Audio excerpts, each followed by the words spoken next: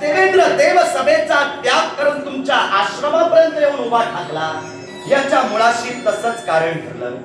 आणि ते कारण कोणतं? तर ददीची महन माझ्या फक्त एका प्रश्नाचं उत्तर मला तुमच्याकडून हवंय. मी तुमचा गुरु आणि तुम्ही माझे शिष्य. हे गुरु शिष्याचं नातं कधी जोडलं गेलं?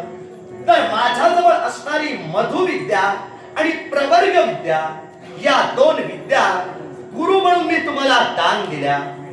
ज्यावेळी तुमची पितृदेवता आणि तुमची मातृदेवता यांनी माझ्याकडे विनंती केली की माझ्या पुत्राला या दोन्ही विद्या देवराज देवेंद्र तुम्ही शिकवा, अर्थात त्यांच्या इच्छेचा आणि विनंतीचा मान राखून त्या मधु आणि प्रवर्ग या दोन विद्या देवराज देवेंद्रने तुम्हाला शिकविल्या होत्या. पण शिकवल्यानंतर तुम्हाला एक सूचना केली होती. ती सूचना कोणती? तर या दोन विद्या माझ्या आज्ञेशिवाय तुम्ही इतरत्र कुणालाही प्रदान करू नये. मग मला फक्त एवढंच सांगा, माझ्या शब्दांचं तुम्ही प्रमाण मानून त्या विद्या कुणाला शिकवला की नाही? देवराज, समजली घटना त्याचा जाब विचारण्यासाठी आला की मनी शंका आहे म्हणून विचारणा करण्यासाठी आला? मुद्दा जर पाहायला गेला तर मनात माझ्या शंका निर्माण होण्याचा प्रश्न उद्भवत नाही.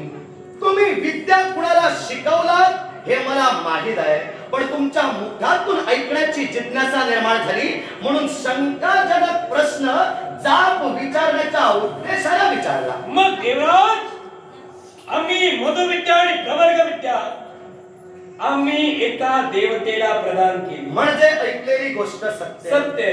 अश्विनी कुमारांना तुम्ही प्रदान केला. नक्कीच.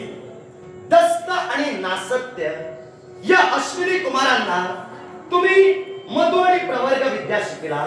मग शंका माझी अशी, ज्या गुरुदेवाने या दोन्ही विद्या तुम्हाला शिकविल्या आणि त्यावेळी सूचना केली होती की या दोन्ही विद्या देवराज देवेंद्राच्या आज्ञेशिवाय त्यांच्या अनुमतीशिवाय तुम्ही इतरत्र कोणालाही शिकवू नये, मग तुम्ही खऱ्यात अश्विनी कुमारांना या दोन्ही विद्या शिकवत असताना मला तुम्ही विचारायला हवं होतं की गुरुदेव, तुम्ही मला सूचना केलेल्या आहात पण तरी सुद्धा अश्विनी कुमार माझ्याकडे ही विद्या मागतायत, मी त्यांना देऊ की नको? मग मला तुम्ही विचारला नाही, अर्थात माझ्या नजरेत तुम्ही अपराधी ठरलात. तेव्हा या गोष्टीचा जाब विचारतो मी तुम्हाला का केला तसं? गुरुशी पत्र केला.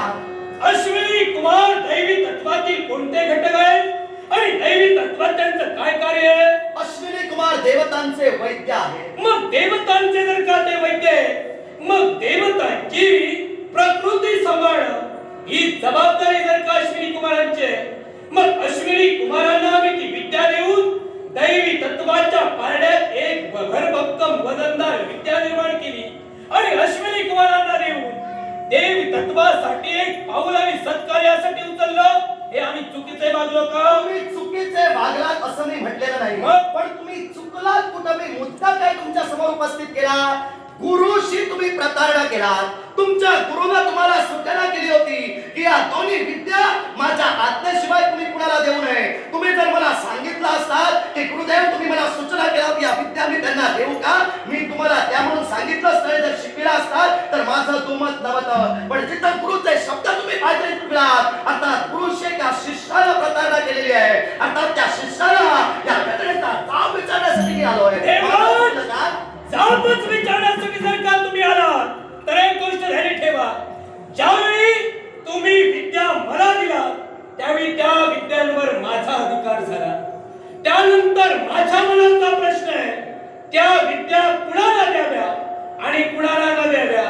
मी जर का ते एखाद्या दानवाला दिल्या असता किंवा एखादा अधर्माला वागला असतो, त्याला जर का दिल्या असत्या, देवराज या नात्याला जाब विचारणं तुम्ही रास्त होतं. पण मी दिले का दैवी तत्वाला दिले.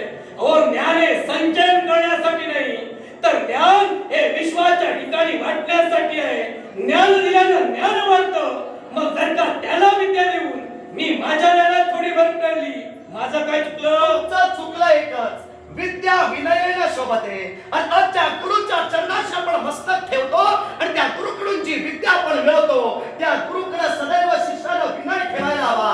तुम्ही विद्या दिलात याबद्दल मी तुम्हाला पाहिलेलं नाही. दिलात ते देवतांच्या घटकांनाच तुम्ही दिला. ते जर एका असुराला किंवा दानवांना दिला असतात आणि त्यावेळी या सृष्टीत काही वेगळी संक्रमण घडली असती तर मी जाब विचारायला